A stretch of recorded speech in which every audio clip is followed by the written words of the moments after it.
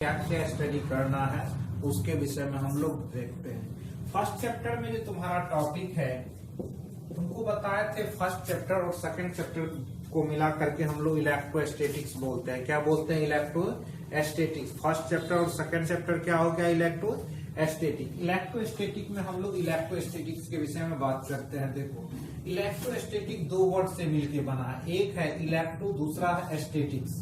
एक है इलेक्ट्रो, दूसरा है स्टैटिक्स। इलेक्ट्रो का मीनिंग चार्ज होता है, इलेक्ट्रो का मीनिंग चार्ज होता है, जबकि स्टैटिक्स का मीनिंग क्या होता है? एट रेस्ट होता है। मतलब ऐसा चार्ज जो रेस्ट पर होगा उसका स्टडी करेंगे तो नाम होगा इलेक्ट्रोस्टैटिक्स। फिर से समझो, ऐसा फिजिक्स का ब्रांच जिसमें एट रेस्ट वाले चार्ज के विषय में हम स्टडी करते हैं उसका नाम क्या हो जाएगा? इलेक्ट्रोस्टैटिक। जिसमें एट रेस्ट चार्ज वाले बॉडी के विषय में हम लोग एट रेस्ट चार्ज वाले बॉडी के विषय में स्टडी करते हैं उसी का नाम होता है इलेक्ट्रोस्टैटिक्स। मतलब जो चार्ज रेस्ट पर होगा उसके विषय में हम लोग स्टडी करेंगे तो उसका नाम क्या हो जाएगा? इलेक्ट्रोस्टैटिक। अब देखो इलेक्ट्रोस्टैटिक्स का definition, the branch of physics, the branch of physics, सुन लो फिर से, the branch of physics, the branch of physics in which we study electric field force potential etc, electric field force potential etc due to at rest charge। किसके कारण हम लोग study करेंगे? Due to at rest charge। क्या हुआ? the branch of physics in which we study electric force potential due to rest charge, जिसमें आप force potential due to rest charge के विषय में स्टडी करेंगे उसी का नाम क्या हो जाएगा? इलेक्ट्रोस्टैटिक। क्या सुना? फिर से सुन लो, the branch of physics in which we study electric field force potential due to rest charge. किस चार्ज के कारण हम लोग स्टडी करेंगे? Due to rest charge is called electrostatics. Rest charge के फोर्स, रेस्ट चार्ज के कारण हम रेस्ट चार्ज वाले इलेक्ट्रिक फोर्स पोटेंशियल फील्ड के विषय में स्टडी करेंगे तो उसका नाम क्या हो जाएगा? इलेक्ट्रोस्टैटिक। अब हम लोग इलेक्ट्रिक चार्ज के विषय में देखते हैं। देखो इलेक्ट्रिक चार्ज का definition, it is the property, it is the, देखो पहला क्या definition, it is the power, it is the power which exert the electrostatic force on surrounding body. It is the power which exert the force on surrounding body। मतलब कोई मान के चलो यहाँ पर हम लोग चार्ज रखें, वो तो आसपास के बॉडी पर जो अट्रैक्शन फोर्स लगाएगा इसी का क्या नाम होता है? किसी बॉडी का चार्ज। क्या सुना? It is the power which exert electrostatic force on surrounding body.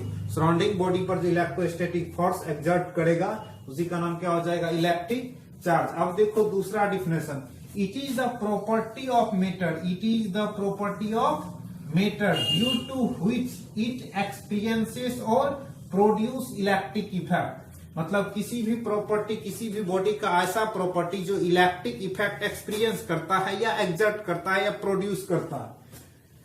देख क्या लिखा हुआ, it is the property of matter due to which it experiences और produce electric effect. It is the property of matter due to which it experiences और produce electric effect. It is the property of matter due to which experiences और produce electric effect is called electric charge. पहला था क्या? ये एक power है जो surrounding body पर फोर्स एक्सर्ट करता है। दूसरा हम दिखा रहे हैं, ये सराउंडिंग बॉडी पर क्या करता है? या तो फोर्स लगाता है या फोर्स का क्या करता है? एक्सपीरियंस करता है, प्रोड्यूस एंड एक्सपीरियंस का काम करता है। अल्टरनेट डिफिनेशन हम लोग थर्ड देखते हैं, it is the property of matter, it is the property of matter due to which it attract और रिपेल, इट अट्रैक्ट और repel surrounding body is called surrounding body. फिर से समझो, किसी भी बॉडी पर जैसे ही चार्ज एक टाइप का पावर है। चार्ज क्या है? एक टाइप का पावर है। पहले हम लिखा चुके हैं, ये इट इज द पावर, ये एक ऐसा पावर है जो फोर्स लगाता है सराउंडिंग बॉडी पर। किस पर फोर्स लगाता है? सराउंडिंग बॉडी पर। दूसरा हम पढ़ा है, ये एक ऐसा प्रॉपर्टी है किसी भी मैटर का जो फोर्स एक्सपीरियंस करता है या एग्जर्ट करता है या प्रोड्यूस करता है। फोर्स या तो लगाएगा या प्रोड्यूस करेगा। थर्ड हमने बताया है, it is the property of matter, it is the property of matter due to which attract, या तो अट्रैक्ट करता है या रिपेल द बॉडी। उसी का नाम क्या हो जाता है तुम्हारा? Electric charge. क्या नाम होता है? Electric charge. तो हम लोग इलेक्ट्रोस्टैटिक्स में क्या देखें? इलेक्ट्रोस्टैटिक्स दो वर्ड से बना है, एक इलेक्ट्रो दूसरा स्टैटिक्स। इलेक्ट्रो का मीनिंग होता है चार्ज, स्टैटिक्स का मतलब होता है at rest. Electrostatics the branch of physics in which we study electric field force due to कौन सा charge? That is important word, rest charge. कौन सा charge? That is important word, rest charge. हम जो फोर्स फील्ड देखेंगे वो किस charge के कारण देखेंगे? रेस्ट चार्ज के कारण देखेंगे। ये हो जाएगा तुम्हारा क्या? रेस्ट चार्ज के कारण इलेक्ट्रिक फोर्स फील्ड देखेंगे तो उसका नाम हो जाएगा इलेक्ट्रोस्टैटिक्स। क्या नाम हो जाएगा? इलेक्ट्रोस्टैटिक्स। अब आता है electric charge. It is the power, किसी भी बॉडी पर ऐसा पावर जो फोर्स लगाता है या एग्जर्ट करता है, फोर्स लगाता है सराउंडिंग बॉडी पर, उसी का नाम हो जाएगा क्या? एग्जर्ट। एग्जर्ट का मीनिंग क्या हो गया? फोर्स लगाना, तो फोर्स लगाएगा उसी का नाम हो जाएगा इलेक्ट्रिक चार्ज। सेकेंड है तुम्हारा it is the property of matter due to which experience और प्रोड्यूस, या तो फोर्स एक्सपीरियंस अनुभव करेगा या प्रोड्यूस फोर्स लगाएगा, या सराउंडिंग बॉडी को फोर्स लगाता है या एक्सपीरियंस करता है तो भी क्या कहलाएगा? इलेक्ट्रिक चार्ज कहलाएगा। और तीसरा है क्या? ये एक ऐसा पावर है या प्रॉपर्टी है जो अट्रैक्ट करता है या रिपेल करता है, या तो अट्रैक्ट करेगा या रिपेल करेगा, उसका नाम हो जाएगा क्या?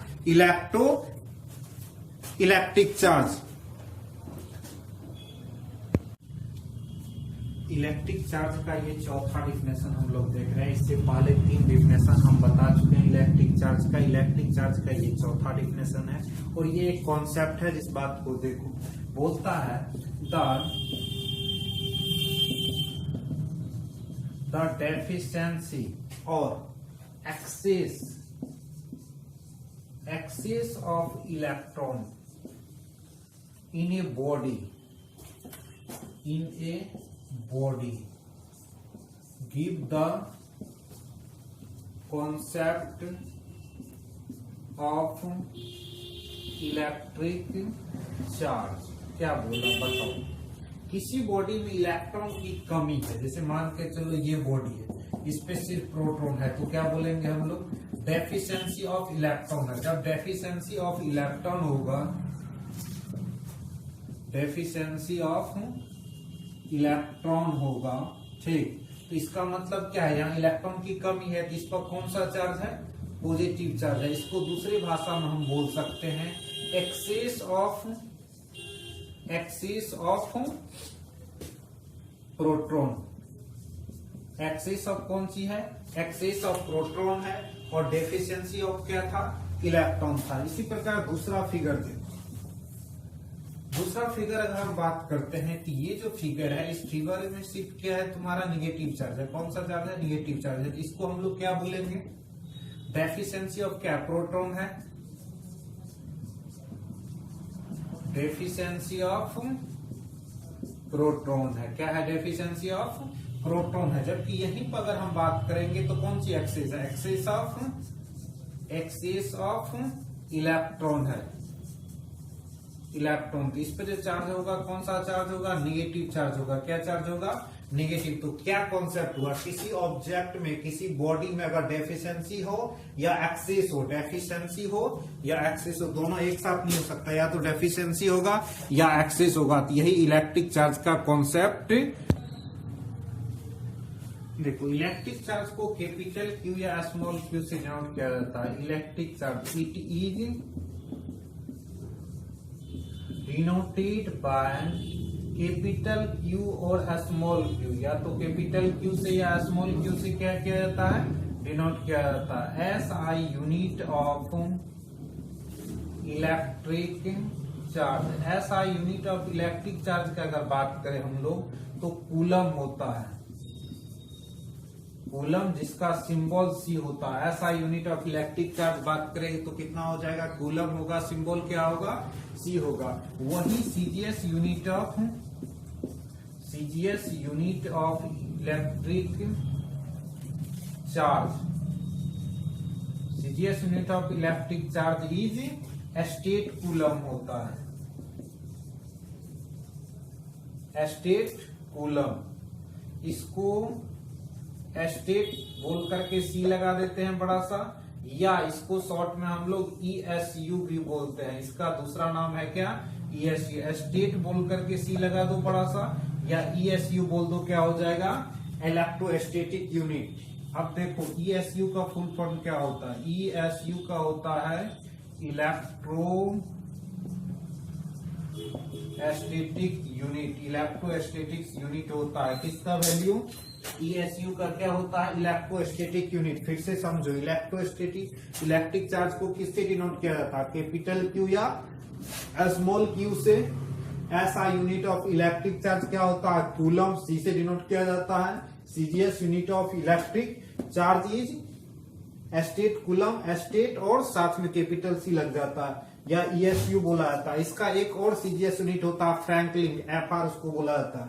ठीक, ESU क्या होता है? ESU का फुल फॉर्म होता है इलेक्ट्रोस्टैटिक यूनिट। Electrostatic unit. तो आज तुम लोग क्या देखा? किसी भी ऑब्जेक्ट में अगर चार्ज का इलेक्ट्रॉन डेफिशिएंसी होगा तो इसका मतलब क्या होगा? पॉजिटिव चार्ज है उस बॉडी पर, और प्रोटॉन डेफिशिएंसी होगा मतलब चार्ज है निगेटिव। इसका मतलब इलेक्ट्रॉन प्रोटॉन का कम हुआ तो उस बॉडी पर क्या आ जाएगा? चार्ज आ जाएगा। किसी भी बॉडी में इलेक्ट्रॉन कम है या प्रोटॉन कम है तो उस बॉडी पर क्या आ जाएगा?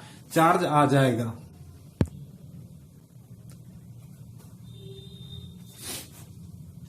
तो क्या समझा?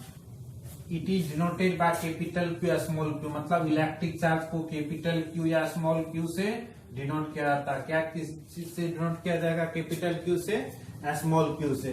ऐसा यूनिट ऑफ इलेक्ट्रिक चार्ज क्या होता है? कूलम होता है। ऐसा यूनिट ऑफ इलेक्ट्रिक चार्ज क्या होता है? कूलम होता है। CGS unit of electric charge का बात करें तो स्टेट कूलम होगा। CGS यूनिट क्या हो जाएगा? स्टेट कूलम होगा। स्टेट साथ में कैपिटल C और साथ में क्या लग जाएगा? ESU लग जाएगा। क्या लग जाएगा? ESU। ESU का फुल फॉर्म होता है इलेक्ट्रोस्टैटिक यूनिट। ESU का फुल फॉर्म क्या होता है? Electrostatic unit. इसके बाद हम लोग देखते हैं एलिमेंट्री चार्ज और बेसिक चार्ज कितना होता है।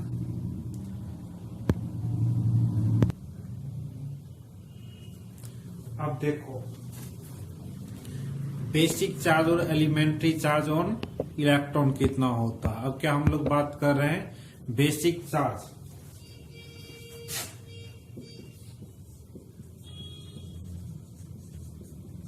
एलिमेंट्री या बेसिक चार्ज।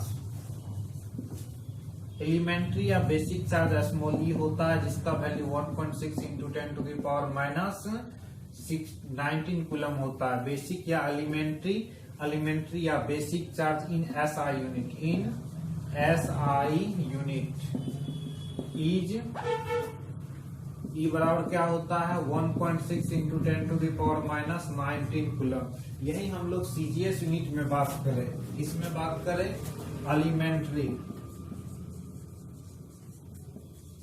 एलिमेंट्री या बेसिक चार्ज इन CGS यूनिट।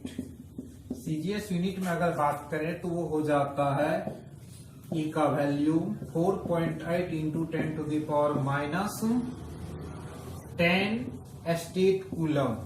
स्टेट बड़का C लगा दो या ESU लगा दो, स्टेट कूलम हो जाता है। एलिमेंट्री चार्ज ESU में कितना होता है? 4.8 into 10 to the power minus 10 state coulomb. और CGS में कितना होता है? CGS में होता है 4.8 into 10 to the power minus 10 state coulomb, जबकि SI में कितना होता है? 1.6 into 10 to the power minus 19 coulomb. तो एलिमेंट्री या बेसिक चार्ज SI में कितना हुआ? 1.6 into 10 to the power minus 19 coulomb, जबकि एलिमेंट्री में कितना हो गया? 4.8 into 10 to the power minus 10 state coulomb. अब देखो दोनों क्या है? चार्ज का ही वैल्यू है। दोनों क्या है? चार्ज का ही वैल्यू है। जैसे मान के चलो तुमने मास खरीदा 1 kg, मास क्या लिया? 1 kg। अब किसी ने बोला 1000 ग्राम, क्या दोनों इक्वल होगा ना? चार्ज का ही, मास का ही वैल्यू है 1 kg और 1000 इक्वल ग्राम लिख सकते हैं। तो चार्ज का ही वैल्यू है। एलिमेंट्री चार्ज 1.6 इंटू इतना कूलम होता है और CGS यूनिट में क्या होता है? 4.8 into 10 to the power minus 10 state coulomb हो जाता है। अब दोनों का हम लोग रिलेशन निकालते हैं, कूलम और स्टेट कूलम का रिलेशन निकाल। चलो हम लोग क्या बात करते हैं? रिलेशन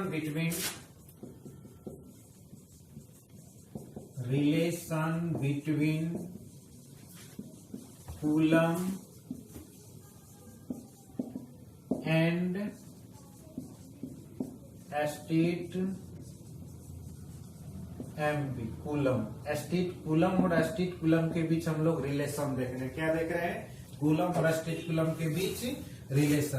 तुमको बता दे SI में क्या हुआ था, 1.6 इंटू 10⁻⁻19 कूलम आया था, जबकि यही चार्ज का वैल्यू CGS में कितना था, 4.8 इंटू 10⁻10 ESU। ठीक, या स्टेट कूलम बोल दो, ये था। यहां से एक कूलम रखना है तो 1.6 इंटू 10⁻19 इंटू 1C लिख सकते हैं ना, और इधर क्या होगा 4.8 इंटू 10⁻10 ESU। यहां से 1 कूलम का अगर बात करें तो इसको डिवाइड में करते हैं, 4.8 इंटू 10⁻10 ESU डिवाइड कितना हो जाएगा बताओ, 1.6 इंटू 10⁻19। अब इसको डिवाइड करो, 3 टाइम्स कैंसिल कट करेगा, 16 या 48, 3 बार में कैंसिल हो गया, 3 हो गया। अब देखो 1 कूलम इक्वल टू 3 इंटू 10⁻10 और नीचे से ये जाके ऊपर क्या होगा, प्लस हो जाएगा। क्या हो जाएगा? प्लस हो जाएगा। तो 1 कूलम इक्वल टू, और ये कौन चीज है, ESU में, किस चीज में है, ESU में। 1 कूलम इक्वल टू 3 इंटू 10⁻, क्या हो गया 9, 3 इंटू 10⁻9 ESU। ये इंपॉर्टेंट रिलेशन है। क्या है? इंपॉर्टेंट रिलेशन है। इस बार का भी एग्जाम में आएगा। क्या इसी को बोलते हैं हम लोग, 1 कूलम इंटू 10⁻9 स्टेट कूलम। क्या बोलते हैं? State coulomb. ठीक, या हम इसको तुमको बता दे, किसी ने बोल दिया एक स्टेट कूलम कितना कूलम के बराबर होता है।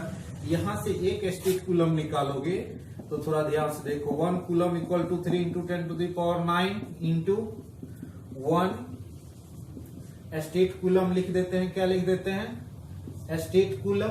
यहां से एक स्टेट कूलम निकालने के लिए, एक स्टेट निकालने के लिए कूलम डिवाइड कितना हो जाएगा, 3 इंटू 10⁻9, 3 इंटू 10⁻9। तो अब ये हो जाएगा तुम्हारा क्या, 1 state coulomb, 1 state coulomb equal to कितना हो जाएगा बोलो, 1/3 into 10⁻9 coulomb. 1 state coulomb equal to क्या हो जाएगा, 1/3 इंटू 10⁻9 कूलम, 10⁻9 कूलम। ये रहा तुम्हारा क्या, कूलम और स्टेट कूलम के बीच रिलेशन।